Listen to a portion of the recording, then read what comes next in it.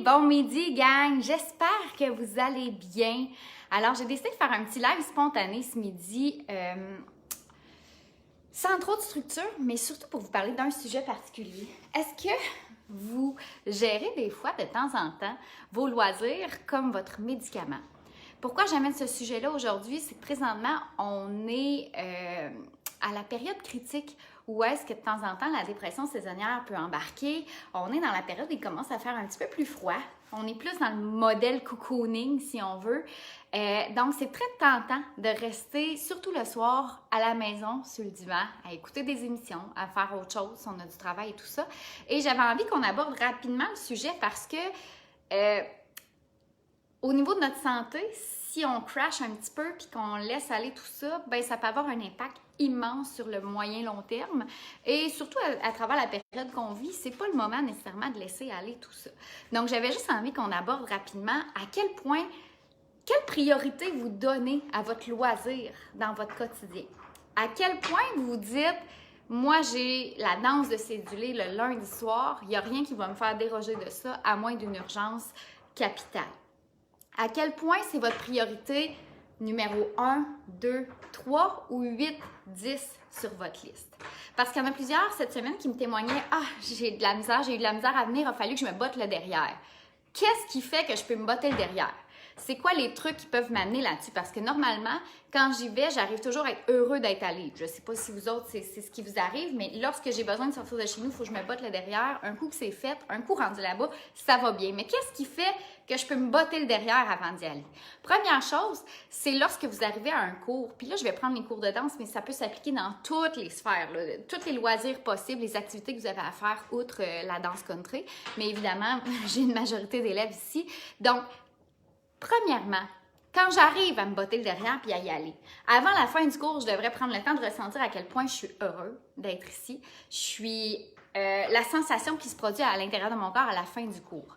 Comme ça, ben, la semaine d'après, si j'ai de la difficulté, j'ai le souvenir bien ancré à l'intérieur de moi. Ouais, la semaine passée non plus, ça ne me tentait pas. Puis un coup que je suis allée, je me sentais vraiment bien, tout ça, je peux me fermer les yeux, aller ressentir. Go! On est parti, on y va. Deuxième chose qui peut être quand même assez importante, justement, j'en ai parlé, votre priorité.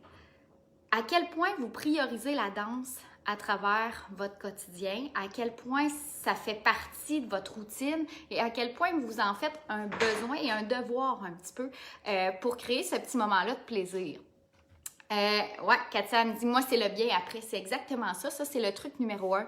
C'est de voir comment vous vous sentez après puis de vous le rappeler constamment après, avant chaque cours, avant d'y aller, avant de bouger.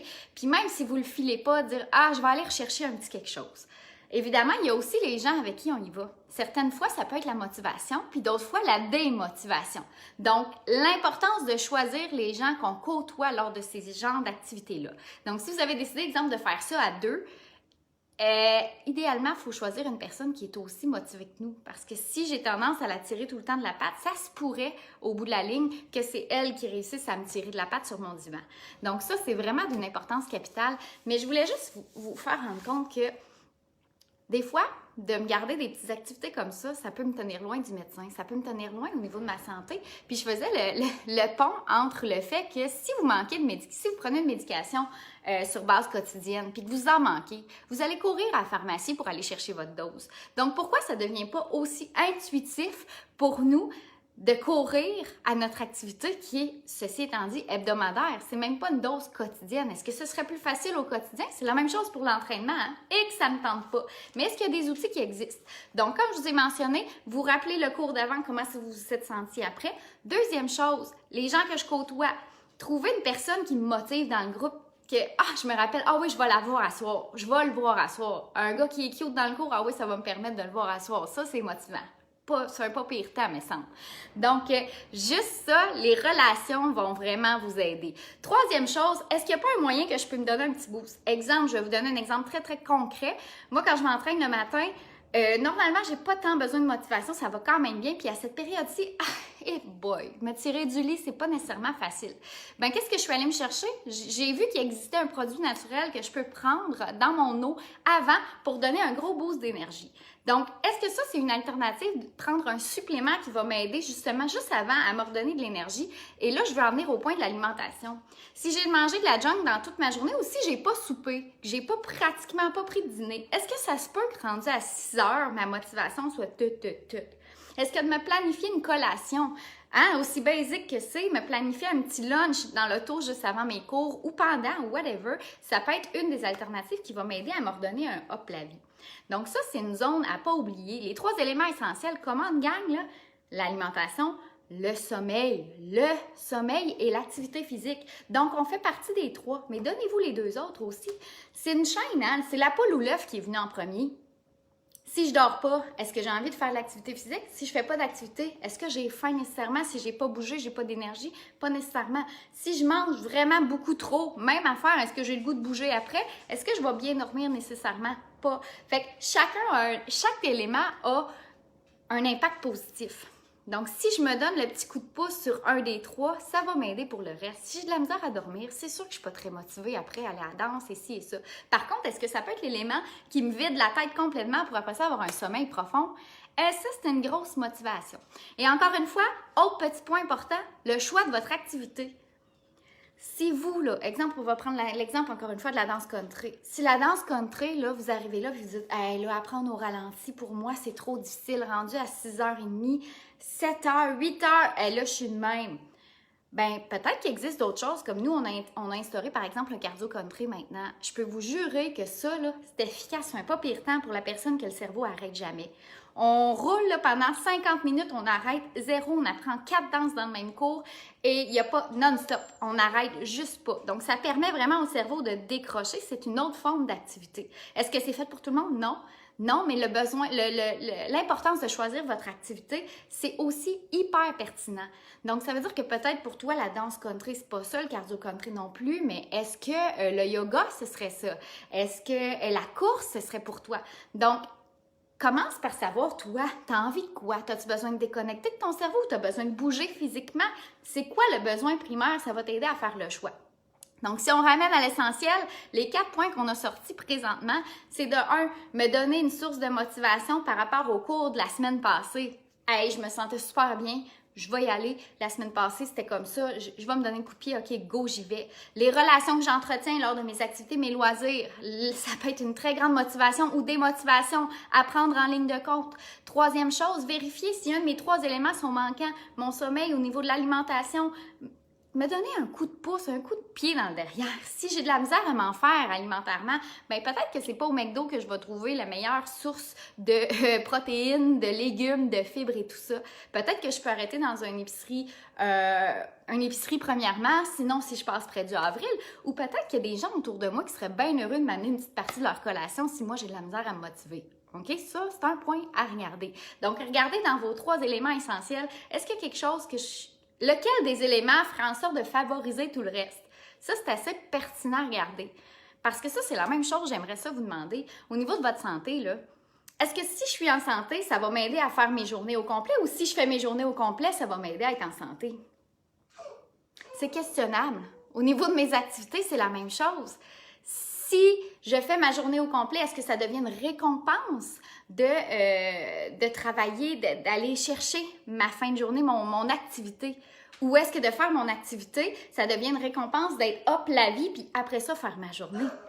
Donc, c'est de trouver votre élément à vous. Et en passant au niveau alimentaire, au niveau de tout ce qui existe au niveau des théories, il n'y a personne de mieux que vous qui sait qu'est-ce qui est bon pour vous à l'instant présent. Je m'excuse, il y a mon chien qui pleure pour aller dehors. Donc, il n'y a personne. Est-ce que ce serait un naturopathe, une nutritionniste, etc., etc.? Vous dites, hey, moi, là, bien manger, c'est quoi finalement? Bien manger, là, votre corps va vous dire vraiment ce qu'il a besoin. Peut-être pas la première rage du déçu, puis encore, il y a certains temps où c'est nécessaire. Luca, merci. Donc, c'est vraiment de choisir ce qui vous fait envie puis ce qui vous fait du bien. Si vous n'êtes pas rendu au stade d'être végétarien, exemple, parce que c'est-tu un stade, je ne le sais pas, ben vous, c'est la viande qui vous fait du bien, respectez-vous là-dedans. OK?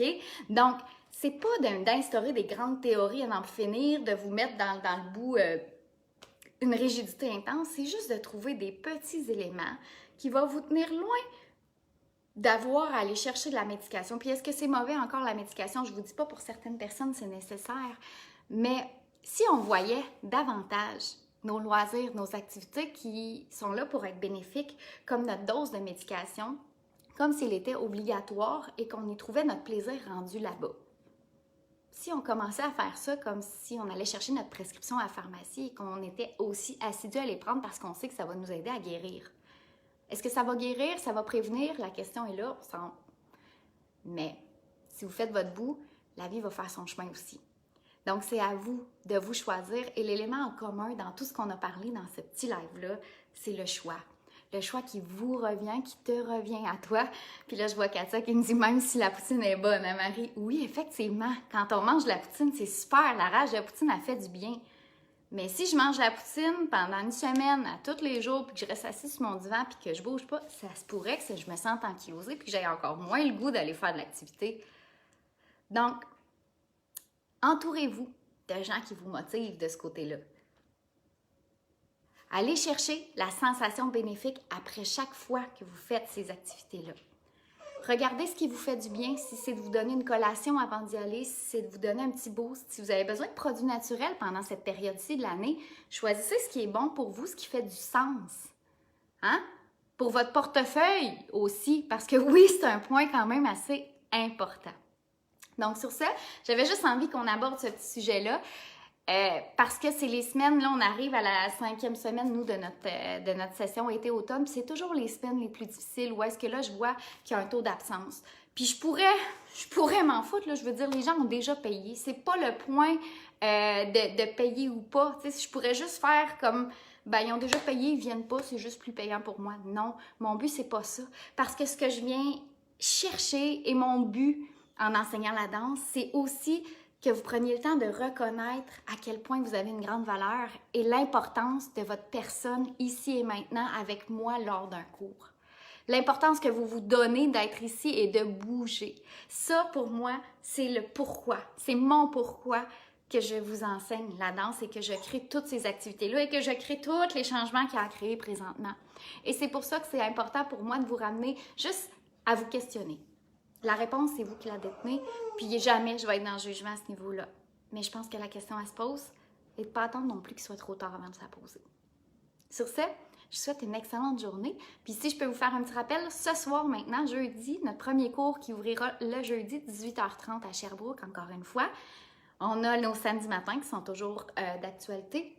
Et on a une soirée samedi soir, une soirée de pratique évidemment. Par contre, elle est complète, mais il y en a une nouvelle qui est sortie sur le formulaire de réservation que je vous ai mis juste en haut.